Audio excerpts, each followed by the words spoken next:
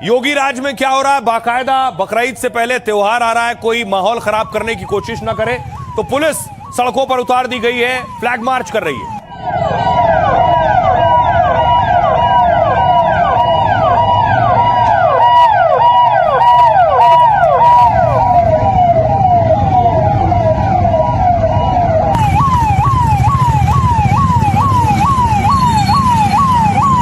आपने देख लिया महाराजगंज की तस्वीर, अगली तस्वीर देखिए जरा। उत्तर प्रदेश के कानपुर की तस्वीर।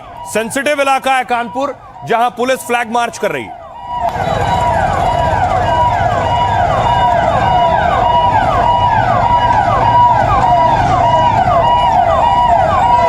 राज्य सरकारों की कोशिश यह है कि कानून व्यवस्था की स्थिति खराब ना हो किसी भी कीमत पर। हाँ, मैंने वीडियो ला दी पूरी। और आइए अब आपको लिए चलता हूं महाराष्ट्र में पिछली बार आपको याद होगा बकरीद में कुर्बानी को लेकर मुंबई में कई जगह से बवाल और तनाव की खबरें आई थी। मुंबई में देखिए जरा, पुलिस फ्लैग मार्च कर रही है, चप्पे चप्पे पर सड़कों पर पुलिस तैनात।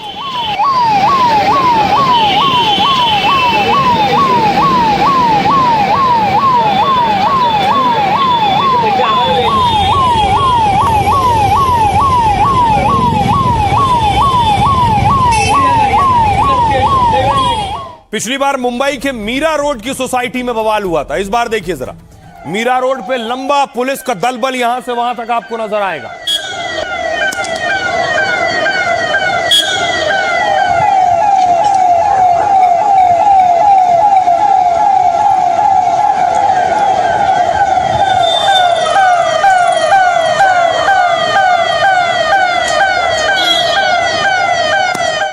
और बकरीद आई तो बयानों की बहार आ गई। मंत्री है सरकार में नीतीश राणे कह रहे हैं वर्चुअल बकरीद मनाइए। मोठे आमचे होळी आले, होळीचा सण आला, दिवाळी आलं तर पर्यावरणपूरक होळी मनवा, ड्राय होळी मनवा, फटाके वाजू नका। मग आता जी बकरी येते आहे ना, त्यांना सांगा जरा वर्चुअल बकरी करा, कापू नका बकरी। हा हिम्मत तुमच्यामध्ये? मोठे आमचे होळी आले, होळीचा सण आला, दिवाळी आलं तर पर्यावरणपूरक होळी मनवा, ड्राय होली मनवा।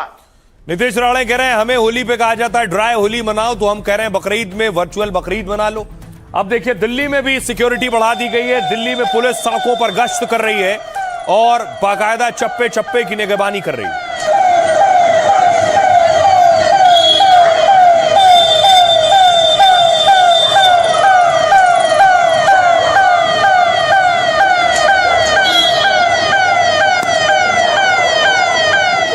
बकरीद है, नमाज को लेकर भी पुलिस एक्टिव है। दूसरी तरफ बकरा मंडी में बकरे बहुत महंगे हो गए हैं, लोगों के लिए दूसरी टेंशन ये, एक तो गर्मी ज्यादा है, बकरे बीमार भी हो रहे हैं और बकरे महंगे भी हो गए।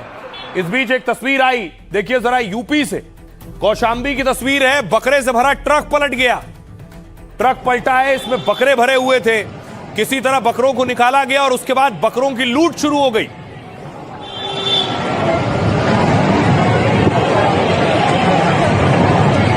अब देखिए जरा कैसे लोगों ने बकरों को उठाया है और उठा उठा कर ले गए। देखिए बकरे उठा उठा कर घर ले गए।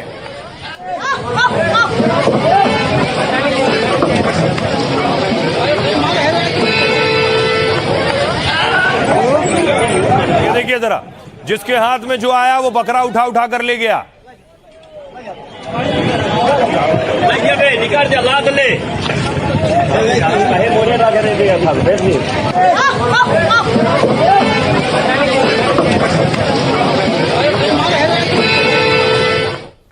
बकरों की लूट देखी आपने, लेकिन कुर्बानी और नमाज को लेकर अलग अलग राज्यों में अब कड़े फरमान हैं। नहीं चाहती सरकारें तनाव की स्थिति पैदा हो, कोई दंगा हो या लड़ाई झगड़ा हो। देखिए जरा उत्तर प्रदेश में क्या है, और ये योगी की सरकार बनने से हमेशा से ये रूल है, सार्वजनिक जगहों पर कुर्बानी का ऑर्डर नहीं है, कोई इजाजत नहीं। प्रतिबंधित पशुओं की कुर्बानी बिल्कुल ना हो, योगी ने कहा है। कई जगहों पर भी, नई जगहों पर भी कुर्बानी की इजाजत ना दी जाए। सड़क या सार्वजनिक रास्ते पर नमाज नहीं होगी, परंपरागत स्थानों पर ही नमाज अदा की जाएगी। बकरीद पर कोई नई परंपरा शुरू ना की जाए। अधिकारी तय करें कि नियम का कड़ाई से पालन हो। महाराष्ट्र में देखिए जरा, महाराष्ट्र में 25 से 28 मई तक विशेष जांच अभियान चल रहा है। अवैध गौ तस्करी रोकने के लिए नाकेबंदी के आदेश दिए गए। बॉर्डर और खास रूटों पर कड़ाई से जांच की जा रही है। नियम तोड़ने पर अब गाड़ियां सीधे जब्त कर ली जाएंगी। पशु क्रूरता निवारण अधिनियम में केस होगा और अवैध बूचड़खानों पर भी कड़ी कार्रवाई की जाएगी। सार्वजनिक स्थानों पर जानवरों की कुर्बानी बैन है। नियम तोड़ने पर मकोका के तहत एक्शन होगा। महाराष्ट्र में बकरीद को लेकर सियासत भी गरमाई है। फडणवीस के मंत्री नीतीश राणे ने बड़ा बयान दिया। उन्होंने कहा, हमें कहते हैं ड्राई होली खेलो, तुम भी वर्चुअल बकरा काटो, कंप्यूटर पर बकरे की फोटो रखकर वर्चुअल कुर्बानी दो। पश्चिम बंगाल में गौ हत्या कुर्बानी पर कड़े फरमान जारी हुए। गाय, बैल और बछड़ों की कुर्बानी पर बैन है। दूसरे जानवरों की कुर्बानी के लिए सर्टिफिकेट लेना होगा। बिना फिटनेस सर्टिफिकेट के बंगाल में पशुवध बैन है। सड़क किनारे, सार्वजनिक जगहों पर कुर्बानी बैन है। नियम तोड़ने पर 6 महीने की जेल और जुर्माना संभव है। दिल्ली में देखिए, बकरीद पर गौवंश गाय की कुर्बानी गैर कानूनी है। बछड़ा और ऊंट की कुर्बानी पर पूरी तरह से बैन है। सार्वजनिक स्थानों पर पशुओं की खरीद बिक्री गैर कानूनी है। आइए अब आपको सुनवाता हूं, सुनिए जरा क्या कुछ कह रहे हैं सियासतदान। हमारे धर्म में गौ माँ को भगवान या माँ जैसे माना जाता है, तो उनकी भावना का हम कदर कर सकते हैं, तो हिंदुओं की भावना की कदर क्यों नहीं हो रही है? जो उधर भी होगा मौका भी लगाया जाएगा। मौका लिखा है उस जीआर में, मौका लगाया जाएगा। उसको जेल की हवा खानी पड़ेगी। आप तो वर्चुअल बकरीद मनाने की अपील कर रहे हैं, क्योंकि ड्राई होली मनाने की अपील की जाती है ना। दिवाली के वक्त फटाके नहीं बजाने की भी अपील की जाती है। ड्राई होली हो सकती है तो वर्चुअल बकरी ईद जरूर हो सकती है। सरकार को बकरी ईद के पहले ही इस तरह की बातें सोचती है। मुझे बताओ ना, ये जो बोलते हैं गाय की मत करो, कौन कर रहा है गाय? हमारे काफ़ी मौलानाओं ने, काफ़ी हमारे स्कॉलर्स ने, मुस्लिम नेताओं ने तक कह दिया, मैं भी बोल रहा हूँ कि ये इशू है तो आप गाय को राष्ट्र पशु घोषित कर दो। हमें वर्चुअल नाम का कोई चीज़ ही नहीं है यार। इस्लाम में इतने बरसों से हम कुर्बानी करते आ रहे, फिर क्या सारे त्यौहार वर्चुअल ही करेंगे? बताओ मेरे को, क्या होली भी वर्चुअल करेंगे, दिवाली भी वर्चुअल करेंगे, और जितने फेस्टिवल है हमारे हिंदू भाई वर्चुअल करेंगे क्या? सब कंप्यूटर पे, इंटरनेट पे करेंगे क्या? ये नहीं होता। ये जो बोलते हैं इनका यहाँ पे खाली है दिमाग, खाली इनको खाली एक काम दिया है, जाओ नफरत फैलाओ मुसलमानों के खिलाफ। तस्करी के लिए परमिशन नहीं है। गौ माता का रक्षण करना हमारा कर्तव्य है और उस माध्यम से हमने गौ माता को राज्य माता का दर्जा दिया है। और कोई भी इंसान, कोई भी व्यावसायिक अगर इस तरह से गलत तरीके से अगर तस्करी करता रहेगा और गौ माता की हत्या करता रहेगा तो शासन के तौर पे हम किसी को बख्शेंगे नहीं। बुलडोजर क्या, उसके ऊपर भी अगर बड़ी कार्रवाई करनी पड़ेगी तो वो शासन के तौर पे हम करेंगे। कुर्बानी हमेशा से होती आई है, हमेशा से होती रहेगी। नीतीश राणे को कैसे समझाया जाए, किस तरह उनको इस्लाम का पाठ पढ़ाया जाए और कैसे उनको बताएं कि भाई इस्लाम में वर्चुअल का कोई फलसफा नहीं है। यहाँ वर्चुअल कुछ नहीं है, दिखावा नहीं, हवाई कोई बात नहीं। किसी की आस्था हो, गौ माता है, इसलिए उस आस्था का कद्र करना, उसकी इज्जत करना, उसकी हिफाजत करना हर भारतीय का फर्ज है। इसलिए इस विवाद में मुझे लगता है कि मैं भारत के मुसलमानों से ये कह सकता हूं कि आप ना पढ़ें। देखिए, कुर्बानी को लेकर बहुत बवाल होता है, हंगामा होता है। अलग अलग राज्यों ने अलग अलग नियम बनाए हैं। आपको सऊदी अरब लिए चलता हूं। सऊदी अरब में कुर्बानी कैसे होती है? सऊदी अरब में सरकार ने देखिए स्लॉटर हाउस बनाए हुए, इस तरह से पूरे कवर्ड स्लॉटर हाउस होते हैं सऊदी अरब में। यहीं कुर्बानी होती है, यहीं लोग आते हैं, बकरा लेते हैं, कुर्बानी होती है और यहां से मांस लेकर घर चले जाते हैं सीधे। पूरे सड़क पर, चौराहे पर, गली में कहीं कोई खून नजर नहीं आता है। ये सरकार ने इंतजाम किए हैं लोगों की सहूलियत के लिए। इससे कोई तनाव की स्थिति भी पैदा नहीं होती।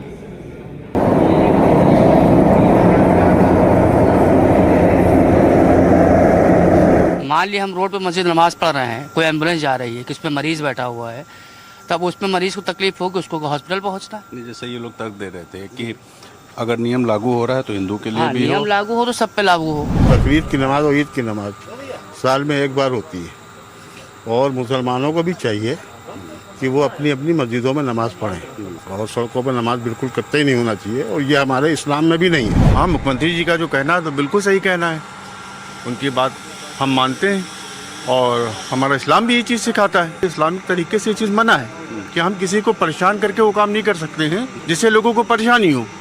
तो जब इस चीज़ की इस्लाम आपको इजाज़त नहीं देता है तो इस चीज़ को आपको मानना चाहिए।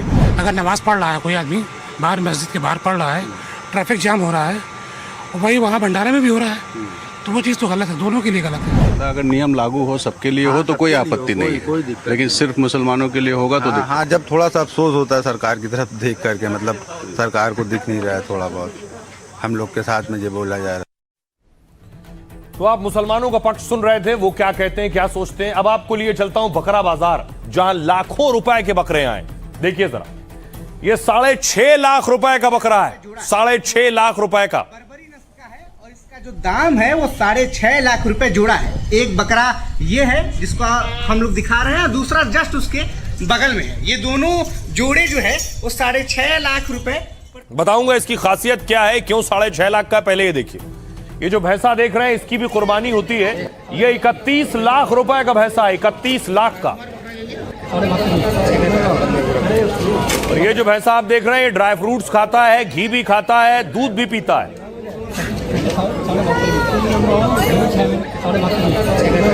और आइए अब आपको बिहार लिए चलता हूं। बिहार में देखिए बकरों के दाम क्या चल रहे हैं। ये आप देख रहे हैं महंगा बकरा 1.5 लाख रुपए का बकरा है। बेचने वाले का दावा है कि इसके ऊपर अल्लाह लिखा हुआ है।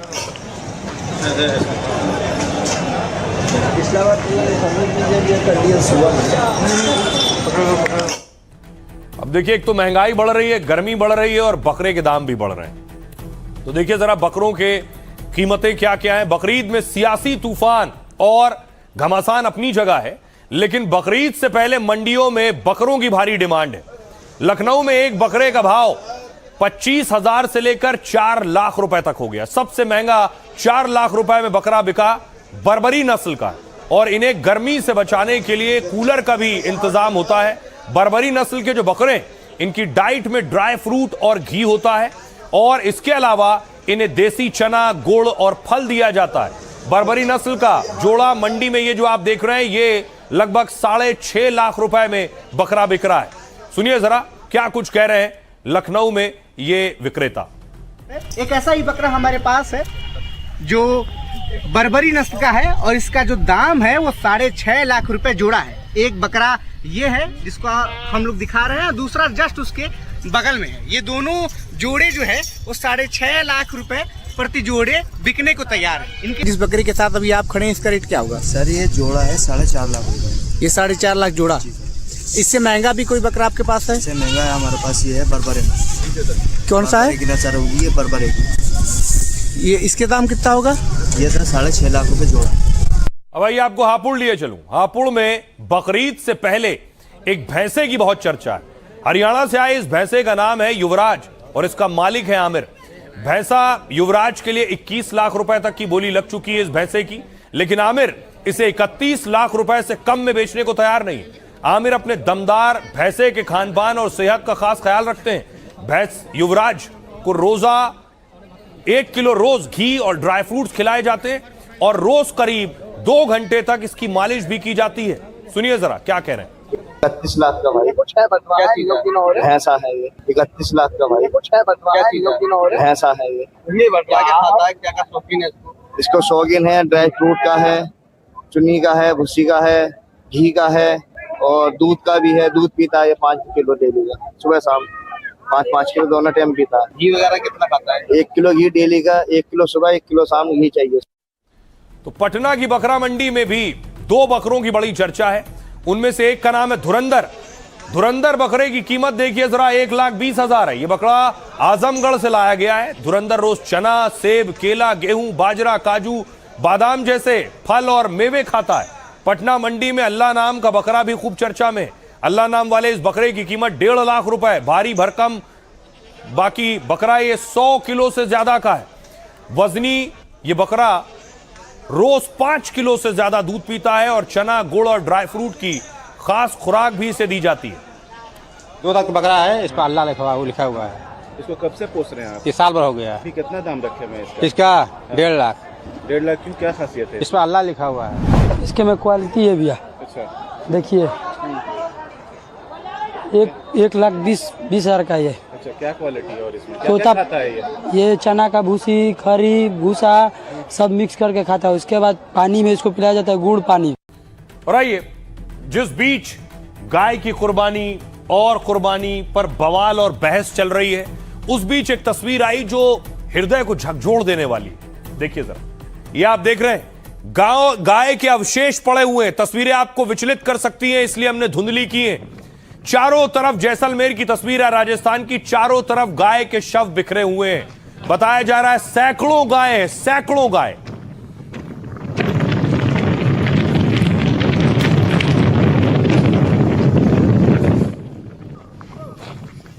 और आइए आपको बताऊं कि ये आखिर गौ माता की हालत ये कैसे हुई। गायों की दुर्दशा जो हैरान करने वाली तस्वीर सामने आई, जो आप देख रहे हैं, राजस्थान के जैसलमेर के जिला मुख्यालय के पास की है, जहां से करीब 5 किलोमीटर दूर रामराड़ रोड पर नगर परिषद का डंपिंग यार्ड है। उसी जगह करीब 500 से ज्यादा गायों के शव पड़े मिले। जो तस्वीरें सामने आई हैं उनमें कई गायों के शव सड़ गए हैं। गायों के सड़े गले ये शव डंपिंग यार्ड में बिखरे पड़े। तस्वीरों के सामने आने के बाद राजस्थान में गायों की सुरक्षा पर सवाल खड़े हो गए। जनता और नेता सरकार और प्रशासन पर गुस्सा निकाल रहे हैं। कहा यह जा रहा है गाय की पूजा और उनके नाम पर सियासत तो होती है, लेकिन गौरक्षा के बड़े बड़े नारों के बीच हकीकत दर्दनाक है।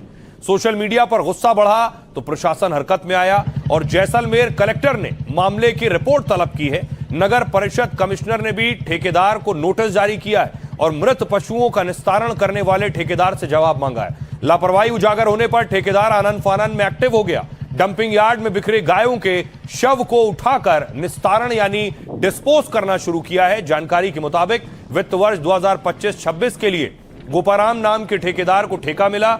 उसे मृत पशु उठाने, चमड़ा और हड्डियों के निस्तारण का ठेका करीब 18 लाख रुपए में दिया गया था। और उसके बाद देखिए उसने क्या किया है, सुनिए जरा लोग क्या कह रहे हैं। गौ माता की स्थिति को देखा जाए तो बहुत ही बुरे हाल है। यहाँ पर ऐसी स्थिति है कि आप अपने आंखों में देख भी नहीं पाओगे।